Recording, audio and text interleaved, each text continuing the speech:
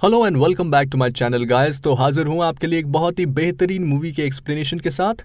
वैसे मैंने अपने पुराने वीडियोस में कई हॉरर मूवी के एक्सप्लेनेशन को आपके साथ शेयर किया है, लेकिन गाइस नो डाउट ये मूवी उन सब में से सबसे ज्यादा हॉरर है। और एक सर्वे के हिसाब से भी इस मूवी को हॉरर कैटेगरी में फर्स्ट पे रखा गया है। तो गाइस इस मूवी का नाम है हेरेडिटरी। ये मूवी 2018 में ही रिलीज हुई थी। तो चलिए शुरू करते हैं इसके एक्सप्लेनेशन को।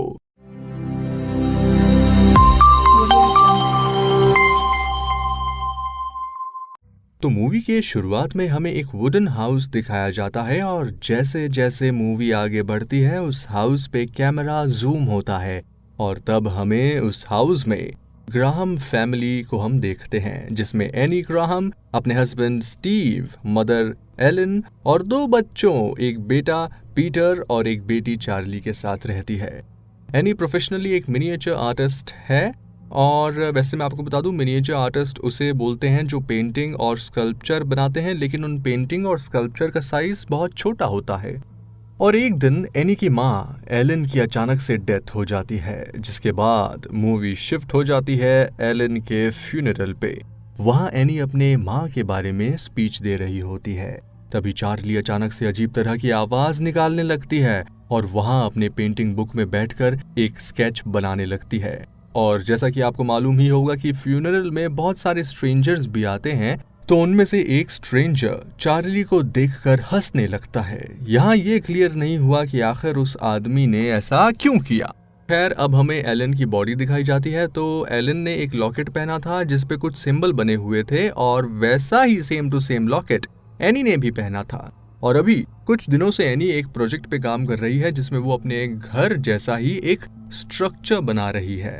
अब हम चार्ली को देखते हैं जो कि काफी परेशान थी। शायद उसे अपनी ग्रैंड माँ की डेथ का बहुत शौक लगा था और वो अपनी माँ एनी को बताती है कि ग्रैंड माँ मुझे हमेशा बोलती थी कि अगर मैं लड़का होती तो ज्यादा अच्छा होता।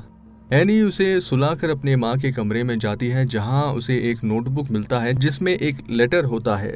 असल में ये लेटर एलन ने एनी के लिए रखा था और उसमें लिखा होता है कि मुझे माफ कर देना बेटा, मैं तुम्हें बहुत कुछ नहीं बता सकी और हमने जो सेक्रीफाइस किया है उसके बदले हमें कुछ अच्छा ही मिलेगा। ये देखकर एनी वहां से लाइट ऑफ करके गुस्से में जा रही होती है, लेकिन जैसे ही वो डोर क्लोज कर रही होती है उस रूम की लाइट खुद से जल जाती है। अब इससे ऐसा लगता है कि उस रूम में कोई ना कोई तो है, या कुछ ऐसा भी हो सकता है जिसके बारे में सिर्फ एलन को ही मालूम हो, या फिर ये एलन की आत्मा भी हो सकती है। अब हम उस स्कल्पचर हाउस में चार्ली के रूम को देखते हैं जहां एनी की जगह एलन चार्ली को दूध पिला रही होती है और आखिर ऐसा एनी ने क्यों बनाया ये हमें आगे देखने को मिलेगा।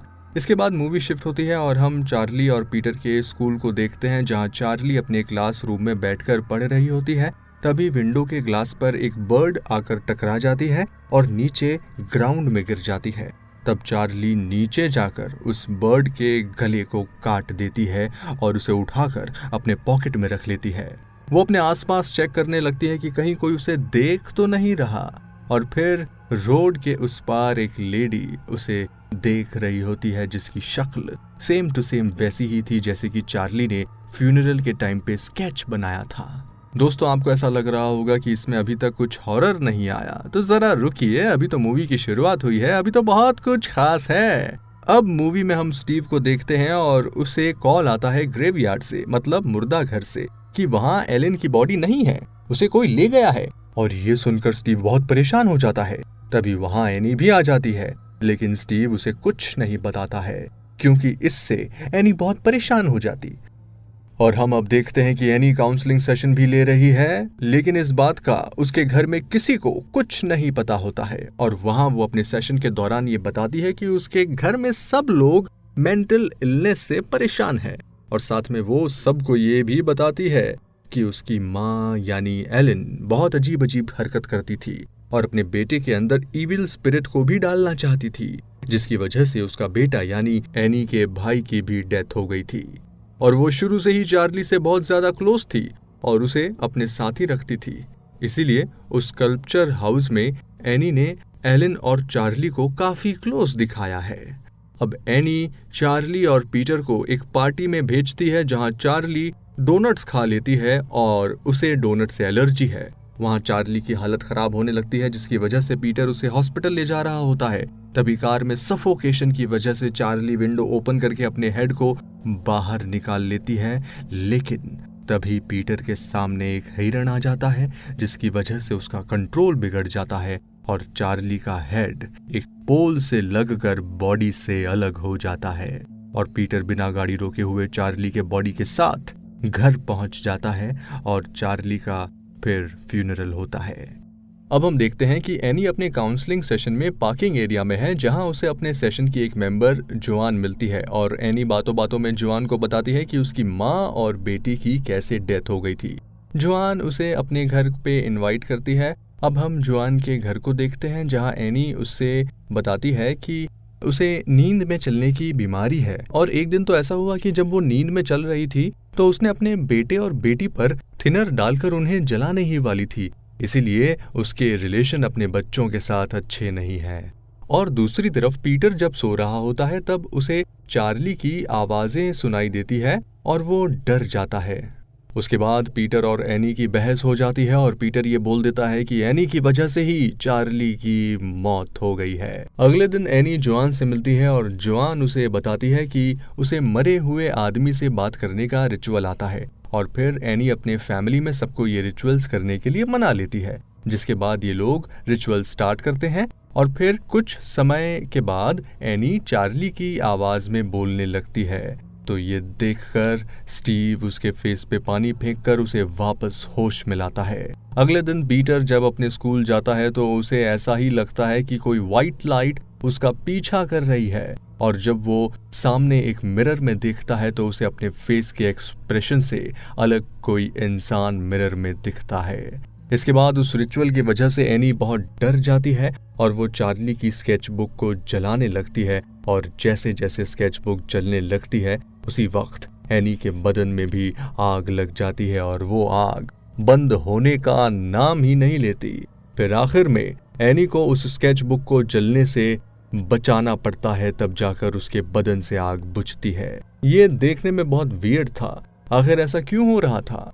अगले दिन एनी जोआन के घर जाती है लेकिन वहां कोई नहीं होता है और जब वो जोआन के घर के डोरमेट को देखती है तब उसे अचानक से कुछ याद आ जाता है और वो तुरंत अपने घर के लिए निकल जाती है और एलन के रूम में उसे एक बुक मिलती है जिसमें वैसा ही प्रिंट बना होता है जैसा कि जोआन के डोरमेट पे बना हुआ था। और एनी जब उस बुक को खोलती है तब उसके अंदर में से एक लॉकेट जैसा साइन भी बना होता है और उस बुक में पेमॉन के बारे में बताया गया था। पेमॉन गॉड ऑफ मिसचीफ है, जो कि ईविल की दुनिया में सबसे बड़ा देवता है और वो बस मेल बॉडी में ही आना पसंद करता है। और एनी जब उस बुक को खोलती है तो उसे बहुत सारे राज का पता चलता है, जैसे कि आखिर उसकी माँ अपने बेटे के अंदर उस ईविल को डालना चाह रही थी। और उसे कुछ फोटोग्राफ भी मिलते हैं जिसमें एलन और जोआन एक साथ होते हैं और फिर वो अपने घर के ऊपरी हिस्से में जाती है और चेक करती है तो एलन का डेड बॉडी उसे वहां मिलता है। अब हम पीटर को देखते हैं जिसको बार बार चार्ली की आवाजें सुनाई देती है और उसको अटैक आने लगता है, अपने हेड को बार बार डेस्क से मारने लगती है। इसके बाद स्टीव अपने बेटे को उसी हालत में घर ले आता है और वहां एनी उसे बताती है कि एलन की बॉडी घर के ऊपरी हिस्से में है और हमें चार्ली के स्केच बुक को जलाना होगा, तब जाकर चीजें नॉर्मल होगी। ये सब बातें स्टीव को बहुत वियर्ड लगती है और वो पुलिस को बुलाने का सोचता है और फिर वो स्केच बुक को जलाने लगती है और जैसे ही वो जलने लगती है उसके साथ साथ स्टीव को भी आग लग जाती है और वो वहीं जलकर मर जाता है। एनी ये देखकर पागल हो जाती है और अपने सर को जोर जोर से मारने लगती है। अब पीटर को होश आ जाता है और वो देखता है कि उसके बाप की डेड बॉडी जले हुए हालत में है, लेकिन अचानक से एनी पीटर पर हमला कर देती है और पीटर अपनी जान बचाते हुए घर के ऊपरी हिस्से में छुप जाता है और वहां उसके बदन पर ब्लड के ड्रॉप गिरने लगते हैं और जब वो ऊपर देखता है तो एनी खुद के गले को काट रही होती है और उसके सामने कुछ नेकेड लोग खड़े होते हैं और वो ये देखकर वहां के विंडो से बाहर कूद जाता है और एक वाइट लाइट उसके बॉडी में एंटर कर जाती है, जिसके बाद वो देखता है कि एनी का सर कटा बॉडी ट्री हाउस में जा रही है, तो वो उसका पीछा करते हुए उस ट्री हाउस में जाता है।